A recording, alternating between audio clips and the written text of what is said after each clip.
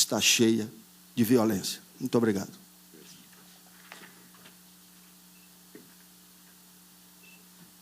Obrigado, doutor Edmundo. Vamos ouvir agora o doutor Luciano André Lozecan, juiz auxiliar do Conselho Nacional da Justiça, coordenador do Departamento de Monitoramento e Fiscalização do Sistema Carcerário. Boa tarde. Apresentação. Vai tocar, né? Tira uma cópia disso aqui.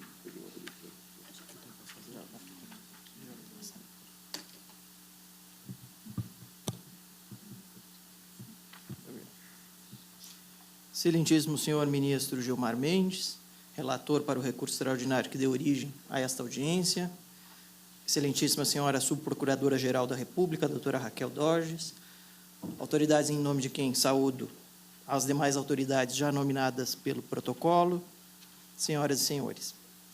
O Conselho Nacional de Justiça, por iniciativa do ministro Gilmar Mendes, em 2008, iniciou a realização dos mutirões carcerários. E esses mutirões continuam até hoje. Então, o Conselho Nacional de Justiça possui, pode-se dizer, uma visão bastante abrangente do fenômeno carcerário no Brasil. E, especialmente, no regime semiaberto, a situação se mostra, desde o primeiro momento desses mutirões, extremamente complicada e complexa. E por quê? Na verdade, na maioria dos estados, a situação é tão gravosa que os presos ficam esperando, em eternas listas de espera, a sua progressão para o regime semiaberto. Ou seja, inicialmente condenado em regime fechado, o preso aguarda a vaga no regime semiaberto.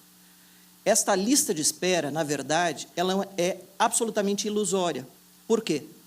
Porque, na verdade, ela acaba sendo subvertida se algum outro preso ingressa com habeas corpus, seja pela defensoria, seja pelo defensor constituído, e aquele preso mais antigo vê outro preso, né, passar à sua frente. Ou seja, isso tem acontecido sistematicamente. Trago à colação aqui o exemplo do Estado de São Paulo, onde estivemos no mutirão carcerário de 2011, de julho até dezembro de 2011, quando havia no Estado de São Paulo, isso que a Corregedoria do Estado já havia realizado um primeiro mutirão no semiaberto, né, 7.000 presos já com progressão deferida, aguardando, em regime fechado, a sua vaga no regime semiaberto. A revolta e o caos que essa situação gera na população prisional é extremamente importante e extremamente desalentadora e gera o caos dentro do sistema penitenciário. Gera uma insegurança até mesmo para os administradores prisionais. De outro lado, nós percebemos, ao longo desses mutirões carcerários, uma intensa mudança no perfil do preso. Aquelas colônias agrícolas e industriais pensadas pelo legislador em 1984, salvo raríssimas exceções, elas não existem mais. Na verdade, se cumpre o regime semiaberto no Brasil em alas de presídios, onde, eventualmente, o sujeito é autorizado a sair se tiver uma proposta de trabalho externo.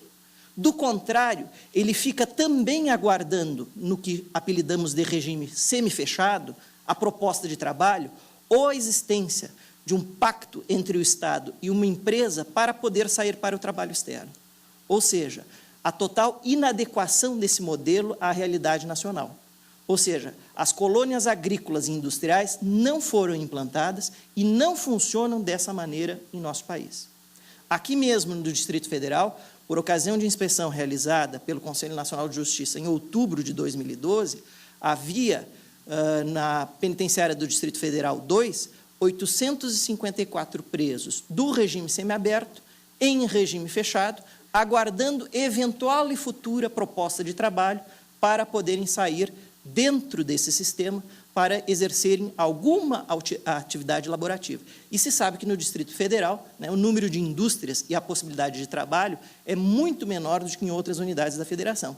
Na verdade, eles ficavam e permaneciam, como até hoje permanecem, em regime semifechado. Um outro ponto que tem nos preocupado, e essa questão ela vem desde o Estado do Rio Grande do Sul, onde sou juiz da execução penal, é um problema de competência. A quem cabe definir, né, se o preso no caso de inexistência de vaga no regime semiaberto, vai aguardar essa vaga em prisão domiciliar. Por quê? Porque algumas câmaras do Tribunal de Justiça do Rio Grande do Sul, sistematicamente, no recurso de apelação do réu, já diziam isso. A meu ver, esse papel e essa definição tem de ficar claro por parte do Egrégio Supremo Tribunal Federal, em caso de eventual súmula vinculante, até mesmo para que não haja a supressão de um grau de jurisdição. Essa definição tem de ficar a cargo do juiz da execução penal. Por quê? Porque nem sempre a Câmara ou o juiz do processo de conhecimento tem inteira consciência do que se passa no regime semiaberto, tanto para o bem como para o mal, né? Por vezes, em determinada comarca, existe uma vaga no semiaberto e a Câmara, de antemão, já está dizendo que não é possível aquele sujeito ir para o semiaberto, determina que ele vá, num primeiro momento, para a prisão domiciliar e essa vaga já existe desde logo. Em sentido contrário, também é possível, né, que, no caso de inexistência de vaga, esse sujeito possa, eventualmente e efetivamente, aguardar em prisão domiciliar. Agora, de qualquer maneira, uma preocupação do Conselho Nacional de Justiça é no sentido de que, na eventualidade de uma súmula vinculante sobre a matéria, se estabeleçam mecanismos de fiscalização para esse preso que vier a obter a prisão domiciliar. De nada adianta nós fixarmos uma prisão domiciliar se não houver parâmetros mínimos de fiscalização. O nosso livramento condicional no Brasil hoje é praticamente ausente de fiscalização. E muitos presos em livramento condicional voltam a delinquir porque o Estado, e aí quando eu falo em Estado, administração, os poderes executivos dos Estados, a quem cabe tradicionalmente a questão penitenciária no país, não exerce nenhuma fiscalização no livramento condicional. Ao adotarmos uma súmula vinculante dessa natureza, e se for essa a decisão do Egrégio Supremo Tribunal Federal, há necessidade de alguns mecanismos mínimos de fiscalização, como, por exemplo, a monitoração eletrônica, o comparecimento em juízo.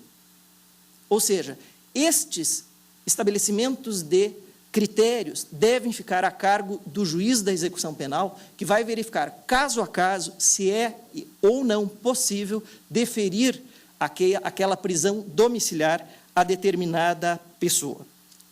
Isso pode ser feito, levando-se em conta, por exemplo, o tipo delitivo, a questão do bom comportamento enquanto preso no regime fechado, a questão da reincidência altamente preocupante, né, porque vários presos hoje do regime semiaberto estão voltando a delinquir, não por vontade própria. Por quê? Porque são cooptados por facções criminosas, né, e têm o seu trabalho a fazer quando vão para o regime semiaberto ou mesmo para o aberto. E esta volta à delinquência é extremamente problemática, porque deixa nas mãos do juiz da execução penal praticamente toda a responsabilidade sobre a soltura daquele sujeito, quando nós temos um regime de corresponsabilidade, e essa corresponsabilidade não vem sendo assumida pelos Estados federados, né? Nem mesmo a União, como já disse o doutor Edmundo, tem repassado a integralidade dos recursos aos Estados, mas muitos Estados também não têm feito o seu papel, porque não vem investindo no sistema, no regime semiaberto, muito menos no aberto, né? Nem se fala aqui no livramento condicional, totalmente à margem de qualquer controle na maioria das unidades da federação. Então, este é um ponto bastante preocupante e que vem trazendo grandes preocupações ao Conselho Nacional de Justiça, que vem sugerindo modificações nessa seara. Talvez uma delas seja aquela pautada pelo doutor Edmundo, no sentido de que se acabe com o regime semiaberto e se passe com graus e com frações diferenciadas, dependendo do tipo delitivo, para um sistema de livramento condicional monitorado, né? Creio que talvez essa seja uma solução viável para o cenário brasileiro. Por quê? Não adianta termos um regime semiaberto sem qualquer tipo de fiscalização. E essa fiscalização deve, em nosso entender, ser exercida pelos poderes executivos dos Estados com as suas estruturas adequadas para esse fim. Hoje nós temos um déficit de praticamente 24 mil vagas no regime semiaberto. São 75 mil pessoas, praticamente, cumprindo pena em regime semiaberto no Brasil, com um déficit de 24 mil vagas. É um número bastante expressivo e que tende a aumentar, né, ano a ano. Nesse sentido, gostaria de trazer também alguns registros fotográficos do que é o semiaberto no Brasil. Na verdade, é um sistema absolutamente sem controle, né, onde os presos têm a sua dignidade violada dioturnamente. É um regime tão, ou às vezes, mais ruim do que o próprio regime fechado de cumprimento da pena. Aqui nós temos um primeiro exemplo no caso da Bahia, depois do Ceará, a colônia agropastoril de Amanari, que já foi modificada, né? Nós temos em outros estados da federação, como em Goiás, a Casa do Albergado, em Aparecida de Goiânia, onde haviam, e não sei se há até hoje, doutor Edmundo, verdadeiras barracas armadas para o cumprimento da pena em regime semiaberto. No estado do Maranhão, a Casa do Albergado também sem condições. No caso do Mato Grosso do Sul, em que a CPI do sistema carcerário, em 2008, verificou que na colônia agrícola os presos em regime semiaberto cumpriam a sua pena junto com porcos, né? Hoje essa situação, graças à intervenção do CNJ, graças à intervenção do Poder Judiciário do Estado de Mato Grosso, já foi modificada, né? A situação das mulheres no regime semiaberto é especialmente dramática, porque elas não possuem a atenção necessária para as questões de gênero, especialmente se essas mulheres possuem filhos, né? Isso também sem falar do estado do Rio Grande do Sul, de onde sou oriundo, né? Onde o semiaberto é conhecido como sempre aberto, porque os presos saem durante a noite, cometem delitos e possuem o álibi perfeito quando voltam ao estabelecimento. Por quê? Porque nenhum controle é realizado sobre esse tipo de regime, né? Então, a situação é bastante dramática a ensejar uma intervenção pontual e muito precisa do Supremo Tribunal Federal. E essa decisão do Supremo, ela vai apontar não apenas para a necessidade de o Poder Judiciário internamente adotar esta ou aquela posição, mas também sinaliza para que os poderes executivos dos estados assumam sua responsabilidade. Hoje, essa responsabilidade, infelizmente, está nos ombros dos juízes de direito, dos promotores de justiça e dos defensores públicos. No estado de São Paulo, a penitenciária 1 de Bauru, aí como temos um exemplo, também não ostenta condições de cumprimento da pena. Na verdade, são estabelecimentos que não reúnem as mínimas condições de estabelecimento do regime semiaberto. São todos estabelecimentos gradeados, né, em que o senso de responsabilidade do presidiário nunca é e nunca vai ser estimulado. Pelo contrário, o presidiário fica o tempo inteiro pensando em quê? Em fuga, em praticar aquela fuga, porque aquele regime não atende à necessidade e aos ditames legais. Muito obrigado. Obrigado. Agradeço ao doutor Luzacan e passo a palavra agora aos doutores Paulo Tambaqui